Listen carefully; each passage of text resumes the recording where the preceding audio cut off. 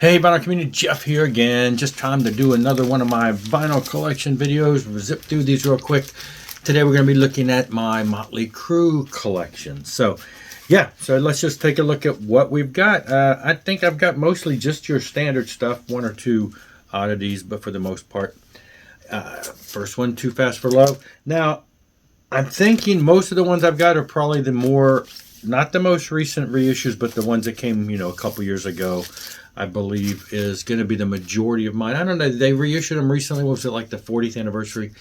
I mean, I don't know if there's anything different about that and the ones that were done by, Motley Records or whatever a handful of years ago. But there you go, Too Fast for Love. That's where it started with me. I bought this album when it came out, basically just based on the way that these guys looked.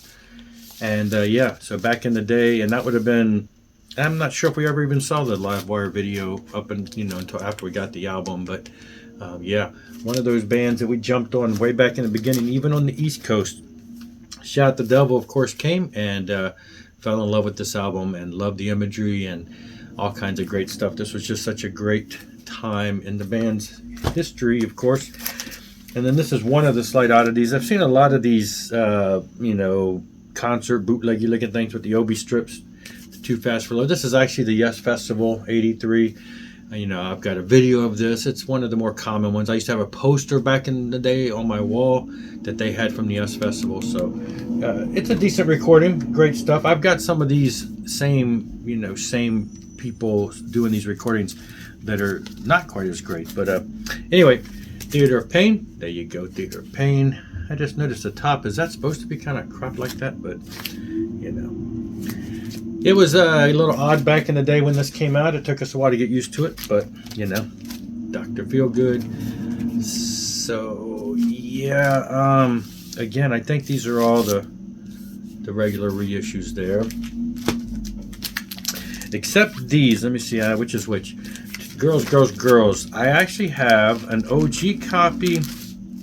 Not this one. So this is one of the reissues that came out. I think it was like a Kickstarter or something that I supported, and it was a reissue, a handful of years ago that I picked up when they were putting that out, funded that, and put that out, and then I later got an actual OG copy from as VCLT. So yes, it was somebody passed this along to me, so I have an OG of that one too.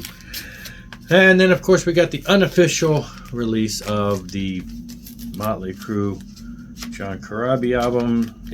There's so many different colors out there. Mine's green. So, would love an official copy, but at this point, all I've got is the unofficial. And same with Generation Swine.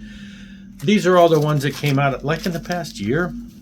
These were put out there unofficially. New Tattoo, again. Somewhere in the past year. Different color. European importy type unofficial releases there. Placeholders until we get some official releases. Saints of Los Angeles. Pretty much their last official album. There's nothing special about that. That's just a regular release there. And then The End. Or so they said. So picked this up not too long ago. Found this locally at a store. And again, this is multiple colors of this out there. And I got the yellow one. Comes with the DVD and everything. So there you go. Just the typical stuff there. Motley Crue collection. No, I think I've got everything in some form or another. And not a lot of the extras. Not a big fan of all the picture discs they keep coming out with every record store day and things like that. I'd love to get the Shout box set, but it's pretty expensive. Things like that. So I don't have any of the extras. That's it for this one, though. Thanks a lot for watching. Rock on and rock hard.